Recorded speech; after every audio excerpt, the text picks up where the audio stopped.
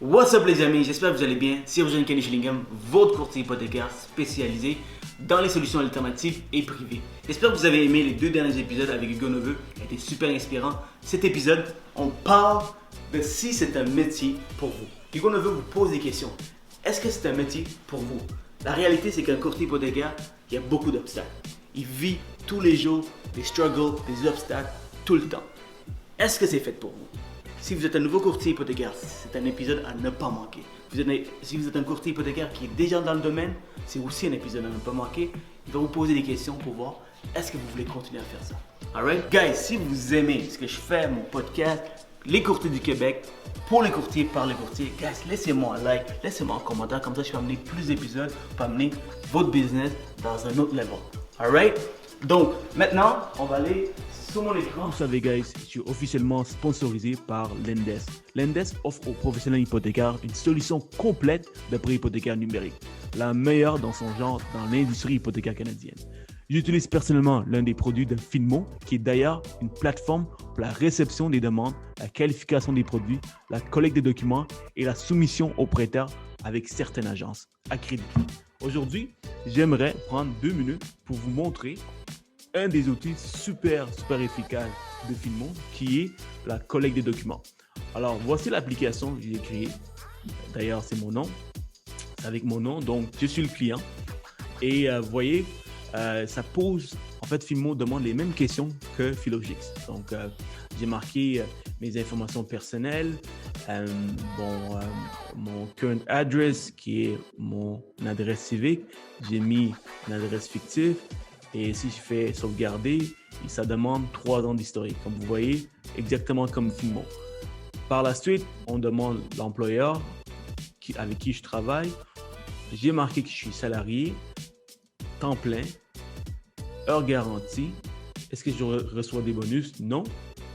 J'ai marqué que j'ai fait, vous savez quoi? 100 000. All right? Depuis 2017. Sauvegarder. All right? Je peux par la suite insérer si j'ai des actifs, des dettes, ainsi de suite. On clique sur Documents et Finmo demande, selon l'application rentrée, les documents qu'on a besoin pour le client. Donc, 2 pièces d'identité, offre d'achat signée, la MLS listing, fiche de paye, lettre d'emploi, les avis de cotisation. Évidemment, tout ça peut être modifié en français, bien sûr. Et j'ai juste à faire Request, Update Borrower. Et là, le client va recevoir un message, un courriel, aussi un message SMS. Et c'est parti, je reçois directement dans mon cellulaire. Alors, le client va savoir exactement quoi envoyer. Il a juste à prendre le document, déposer dans la plateforme pour que moi je puisse voir, et par la suite je pourrais même accepter, refuser directement de Finmo avec l'outil de documentation. Alright, Finmo, guys, c'est un outil indispensable pour notre business pour être rapide et efficace. Si vous voulez 2 mois gratuits pour les nouveaux clients, laissez-moi savoir, écrivez-moi, envoyez-moi un petit texto, ça va me faire plaisir, plus que plaisir de vous donner le code rabais. Alright, bon épisode. Le domaine du courtage est en constante évolution. Dans une ère technologique où le changement est presque assuré et inévitable, il faut plus que jamais rester à jour et s'adapter aux tendances innovatrices de notre domaine. Vous voulez apprendre des meilleurs courtiers hypothécaires et immobiliers du Québec? Vous voulez devenir un leader dans le courtage? Voici le podcast qu'il vous faut. Les courtiers du Québec avec Seroujane Kenishalingam. Merci pour ton partage, Hugo. Si tu pouvais reculer dans le temps, et te donner un conseil pour le nouveau Hugo, pour le jeune Hugo qui vient de commencer dans l'industrie, ça serait quoi? Ouais. Je dirais fonce. Fonce la tête baissée, puis c'est une tige à la chair de poule, tu sais. Ça va être tough. Il n'y a rien de facile. Tu penses que ça va être facile? Serre les dents serrées, regarde en avant, toi qu'à la fin ça va bien aller, mais la courbe d'apprentissage, elle est comme ça. Tu sais. je sais pas ce que je dirais. Tu sais, au début, je sais ce que je dis aux nouveaux courtiers aujourd'hui qui veulent être courtiers, je peux te dire ça. Moi, je me dirais, accroche-toi, ça sera pas facile, tu vas vivre des périodes difficiles, puis il va falloir que tu sois fait fort, mais en bout de ligne, tu sais, tu vas t'accomplir là-dedans, ça va être formidable. Ça, c'est ce que je me dirais si je pouvais reculer maintenant. Ce que je dirais à un courtier aujourd'hui, je sais pas, je lui donnerais pas des conseils sur le jeune. En fait, aujourd'hui, je pose des questions. Puis, tu sais, récemment, il y a un DDH qui est venu me voir, qui m'a contacté. Pas venu me voir, c'est le COVID. Fait qu'il m'a contacté, puis il m'a demandé, tu sais, s'il pourrait joindre l'équipe, puis travailler avec nous, et où, et quelles seraient les options. Puis, j'ai posé des questions dissuasives, OK? Pour le dissuader de devenir courtier, pour voir sa réaction, en fait. Tu comprends? J'ai posé des questions. J'ai même, tu sais, il y a des postes de BDM affichés en ce moment. J'ai même offert un job de BDM. J'ai dit, telle banque qui cherche un BDM en ce moment, ça, ce genre de job-là, ça te tenterait pas. J'étais allé à la pêche autour de pourquoi ça fonctionnerait pas. Question de voir si vraiment cette personne-là était prête, tu sais. Et les questions types, c'est pourquoi tu veux faire ça. Ça revient à ce que je disais tantôt. J'ai posé la question, pourquoi tu veux faire ça? Comme courtier hypothécaire, tu te lances dans la carrière, pourquoi tu veux faire ça? C'est la première question à te poser. Et à quoi ça ressemble une journée type dans ta vie aujourd'hui, une semaine type dans ta vie aujourd'hui, versus à quoi tu t'attends que ça va ressembler dans la ou les prochaines années, une journée ou une semaine type. Toi, ton temps des fêtes, d'habitude, est-ce que tu restes assis dans ta famille, tu fermes ton cellulaire, ton ordi, puis tu n'as pas de présence? Parce que je t'annonce que ça ne sera pas possible. Tu comprends? J'y donne la vérité. Tu sais, je sais pas, c'est important qu'ils sachent à quoi s'attendre, qu'il n'y ait pas de mauvaise surprise. Parce qu'il y a trop de courtiers qui rentrent dans l'industrie, sur John, puis qui ils font pas longtemps, ils manquent d'encadrement, c'est pas ce qu'ils pensaient que ce serait. Mon propre frère s'est joint à notre équipe il y a maintenant 2 ans, là.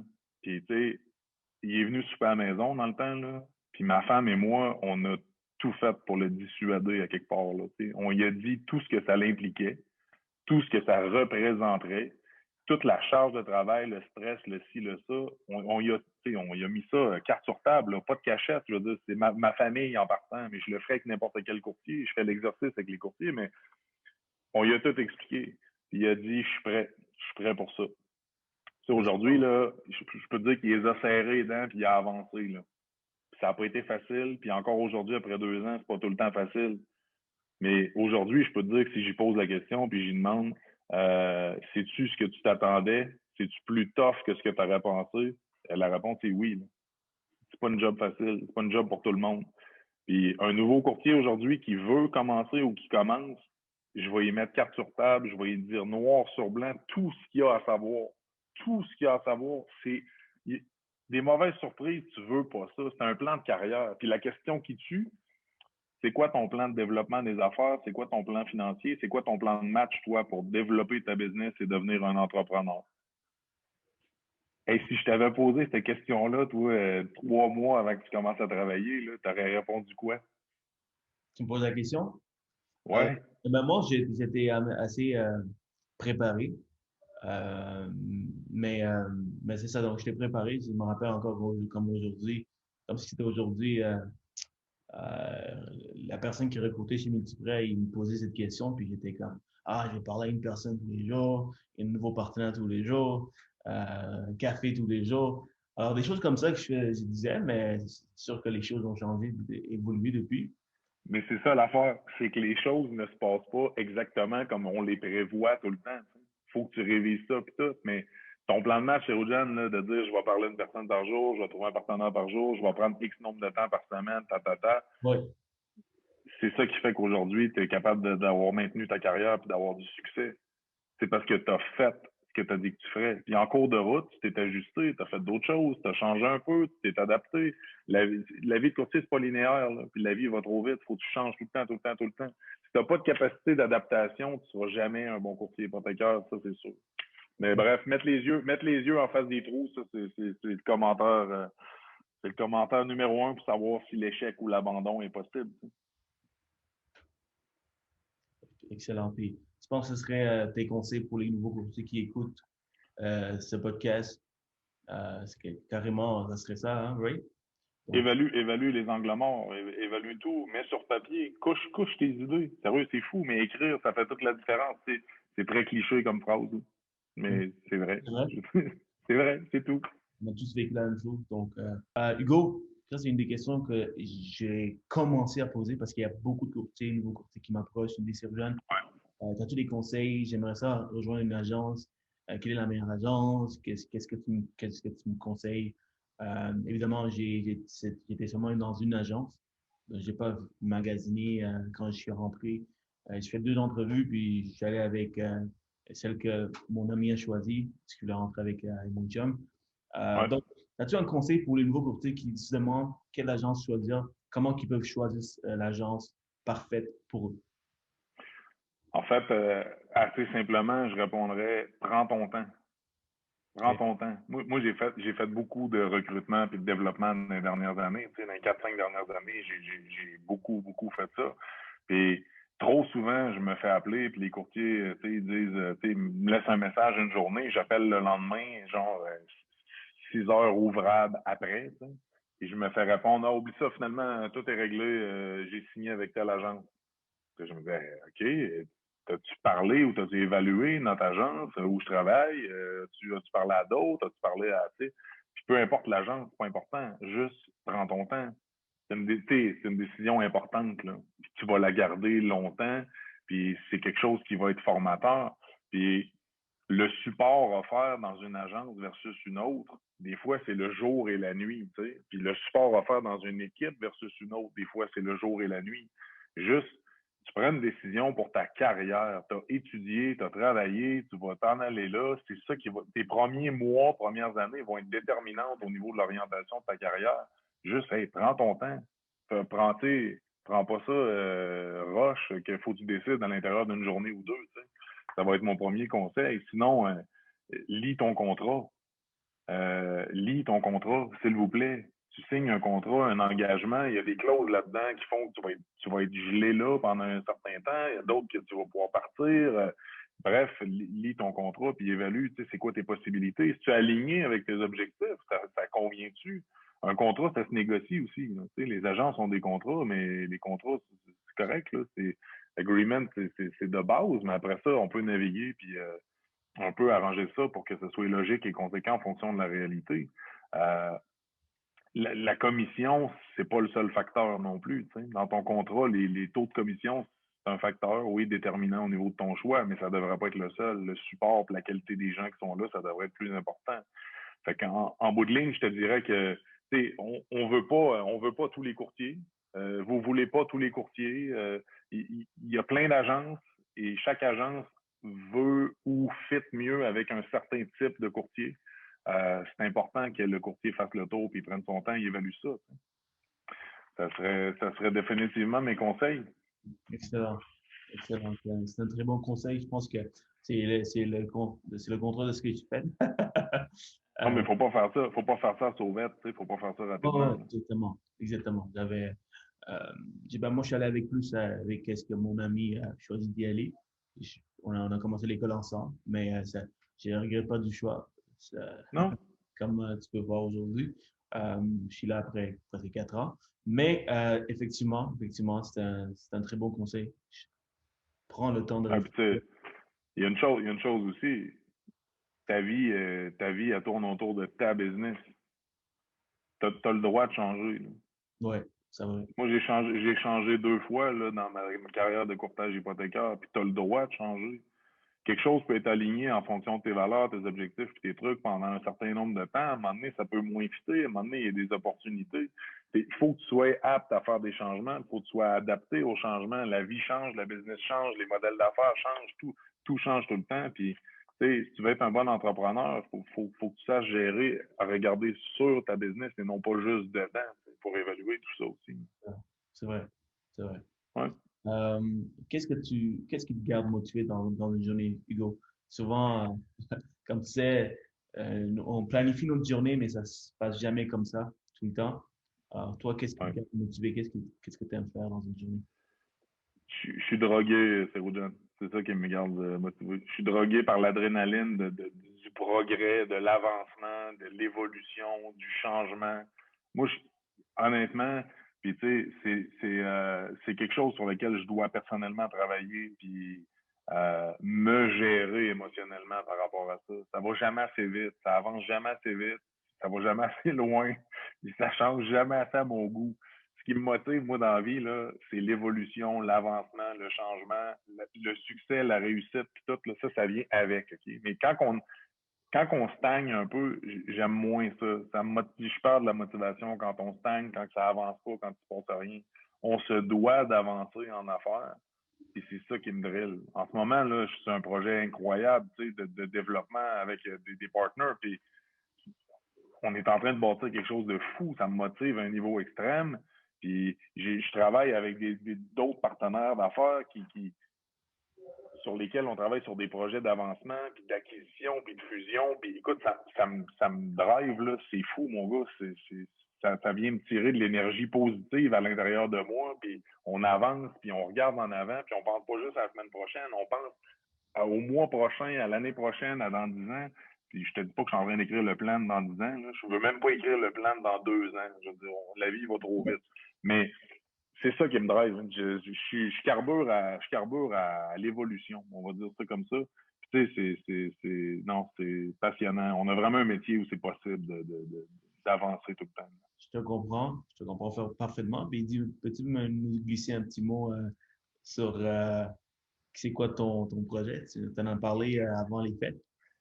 Écoute, Ça, c'est on, avec les, tu sais, il y a eu, je pense, le courtage hypothécaire avant l'AMF, puis il y a le courtage hypothécaire après l'AMF, qui est totalement structuré d'une différente façon au niveau légal, en fait. Là. Tu sais, à l'OASIC, c'est toute une structure d'agence, évidemment, là, puis c'est encore beaucoup, beaucoup, beaucoup, beaucoup comme ça.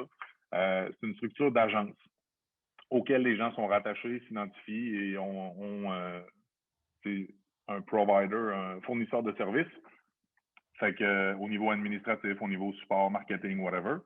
Avec l'AMF, de la façon que c'est structuré, je pense, et c'est ma vision de l'avenir des choses, je pense que le marché s'en va davantage vers une segmentation de certains plus petits cabinets, des plus petites équipes ou des fusions peut-être de plus grandes équipes, mais vraiment plus une indépendance au niveau du brand, au niveau du marketing, au niveau de l'identité visuelle, au niveau des processus d'affaires.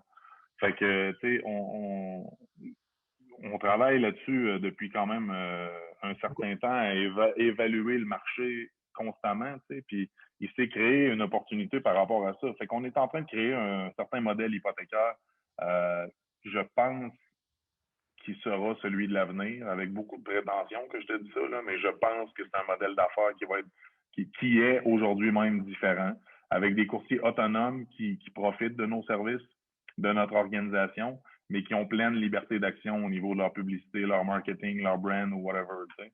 Fait que c'est un peu c'est un modèle qui sera davantage exposé au printemps prochain, au printemps qui s'en vient, en fait, là. On attend que vraiment tout soit ultra solide à 100% pour vraiment faire de la promotion puis du marketing là-dessus, mais stay tuned, ça va arriver. J'ai juste une question à propos de ça, sans que tu dévoiles c'est quoi c'est quoi le plan ultime. Pourquoi tu penses que séparer puis avoir des plus petites équipes, ça va plus aider les consommateurs? Parce que tu vois, le consommateur, quand il voit une agence, c'est des courtiers hypothécaires. Tandis que là, il va y avoir plusieurs agences un peu partout, différents noms. Comment ça peut aider l'industrie? En fait, c'est surtout les agences actuelles avec l'AMF puis toute la charge de travail qui est imposée sur leurs épaules aujourd'hui, en fonction du fait que les courtiers sont tous rattachés à l'agence. La charge est décuplée, elle est multipliée versus ce qu'elle était avant. Ça, c'est clair. Ils ont 100 fois plus de responsabilités puis de charges sur leurs épaules. C'est une réalité. Maintenant, je pense que ça vient aussi avec un effet un peu pervers que, afin de réussir à gérer tout ça, ils n'ont pas le choix de standardiser tous les processus. Puis là, je parle de processus de vente, processus d'application, processus sais, toi, par exemple, Séroujane, tu utilises une certaine application pour tes demandes en ligne, un autre courtier pourrait utiliser d'autres choses et tout et tout. Mais ça devient excessivement complexe à gérer pour une organisation lorsque les courtiers sont tous rattachés. Puis il faut qu'ils standardisent leur processus. Ils n'ont pas le choix. Ils doivent standardiser leur processus parce que sinon, ils ne seront jamais capables de faire la vérification pour la déontologie sur chacun des courtiers pour vraiment s'assurer que tout le monde suit dans le même moule. Alors que tu es très créatif, d'autres courtiers sont très cartésiens. C'est pas nécessairement les mêmes outils que toi et lui, vous voulez utiliser, tu comprends? Fait que toi, tes notes et recommandations, je te donne un exemple concret. Je sais pas si tu as appliqué le truc de Dom Gontier au niveau de BombBomb, mais tu sais, toi, tes notes et recommandations, là, t'es fait probablement par BombBomb, mettons, où tu présentes l'engagement du client, tu expliques, puis tout, tu fais ça par BombBomb. Mais si ton agence t'impose de documenter ça sur un document papier signé par le client et tout, ça vient dénaturer ton travail, ça vient dénaturer ce qui te démarque. Et j'en veux pas à l'agence d'organiser ça comme ça. C'est juste logique pour eux autres de standardiser le processus. La charge rattachée au fait que tous les courtiers sont rattachés à eux, puis la conformité, puis tout l'aspect technique qui vient avec, c'est excessivement lourd.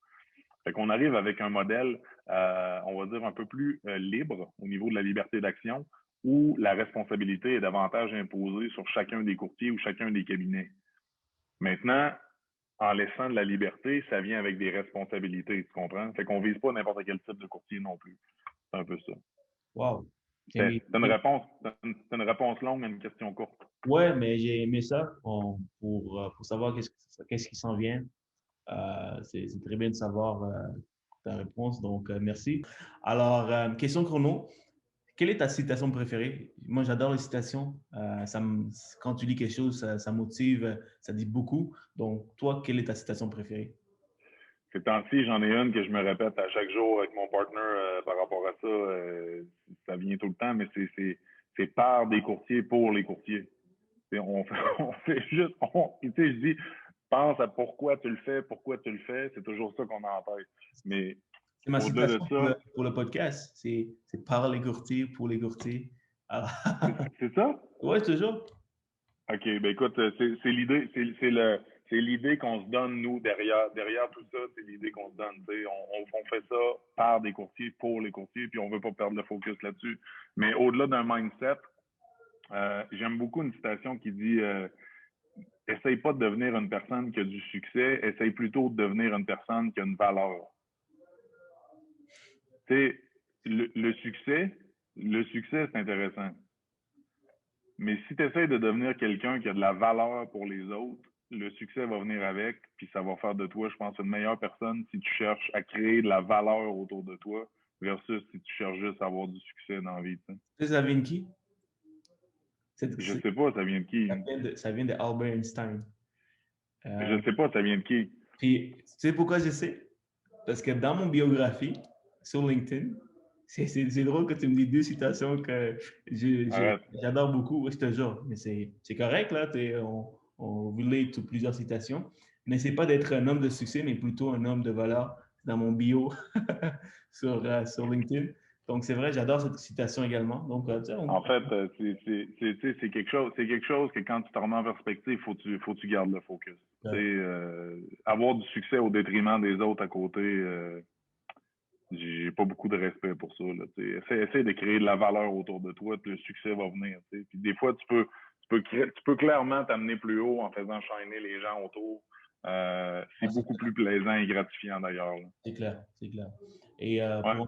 pour finir, y a-t-il un livre que tu aimes, que tu nous recommandes, qui a fait la différence, qui t'a inspiré dans la vie?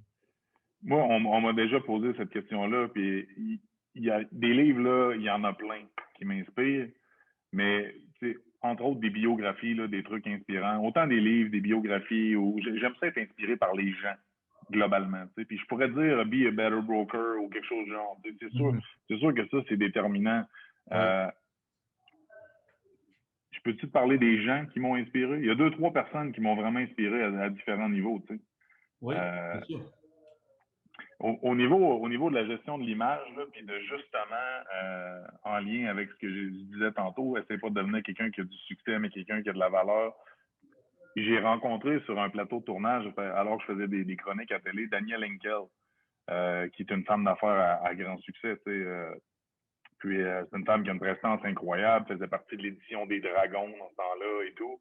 Puis je l'ai rencontré avec... j'étais allé faire tourner une chronique. Mes filles venaient une fois de temps en temps, tu sais, c'était plus jeune, puis mes filles venaient tourner. Puis la façon d'être de cette femme-là, naturelle, aucunement hautaine, aucunement superficielle, a pris le temps de se plier à genoux pour jaser avec mes filles, puis est ultra généreuse de sa personne, de son temps, son sourire. Honnêtement, on a parlé 2 minutes, ça a été hyper marquant dans ma vie. Tu sais, des fois, c'est juste la façon que les gens sont. Sinon, quand j'ai vendu mon portefeuille en 2016, j'ai eu une invitation d'un de mes bons chums. On est allé faire du ski en Gaspésie, un trip de fou de ski dans Poudreuse. Puis j'ai eu la chance d'être avec les frères Laroche, là, qui étaient des skieurs acrobatiques sur l'équipe canadienne là-dedans. Yves Laroche, qui a eu un épouvantable accident il y a plusieurs années, tu sais, puis qui est resté avec des séquelles physiques quand même assez importantes. J'ai skié avec Yves Laroche dans ce voyage-là.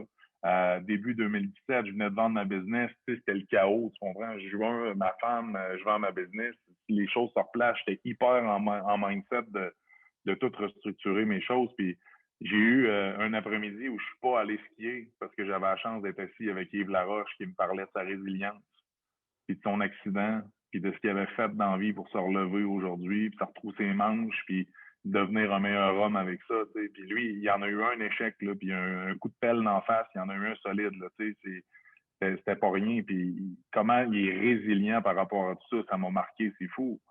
Puis si je veux finir pour que le podcast finisse à un moment donné, je te dirais que ma femme, c'est ma femme qui s'est relevée de ces épreuves-là, puis de la façon dont elle l'a fait, l'équilibre qu'on a trouvé. Je suis choyé, c'est autant parce que je me lève le matin. Avant le podcast, je te l'ai présenté tantôt, tu sais, elle me fait rayonner. Je la vois, je peux pas oublier le passé, je peux rien oublier, mais elle m'inspire à tous les jours de voir la femme qui est devenue, puis comment elle est extraordinaire dans tout ça, puis comment elle s'est repris en main, puis elle gère ses trucs, puis non, vraiment, c'est tomber et se relever, c'est très inspirant pour moi. Dans chaque grand homme, il y a une femme derrière. Oh, solide. Moi, je suis juste un front, je peux te dire ça. Ouais. J'ai vu ta femme t'entourer, je te crois. Ouais. Je te crois. Hey man, merci beaucoup Hugo. Ça a été toute une expérience. J'ai adoré le podcast, j'ai adoré notre conversation. On pourrait en jaser pendant des heures encore. Mais faut couper ça. Il faut rapper ça. Donc merci beaucoup Hugo. C'est vraiment apprécié de ta part de prendre le temps de partager. Je vois que tu es un gars de valeur. Je vois que tu aimes ça partager. Puis je te souhaite tout le succès qu'il faut dans ta carrière, dans tes nouveaux projets. Je sais que tu vas réussir, sans doute pas. Faut que je réussisse à trouver l'équilibre. Si je réussis ça, tout va être parfait. Exact. Merci à toi, Cerdan. Merci vraiment. Merci de faire ce que tu fais. C'est très apprécié. C'est naturel. Merci. All right, good.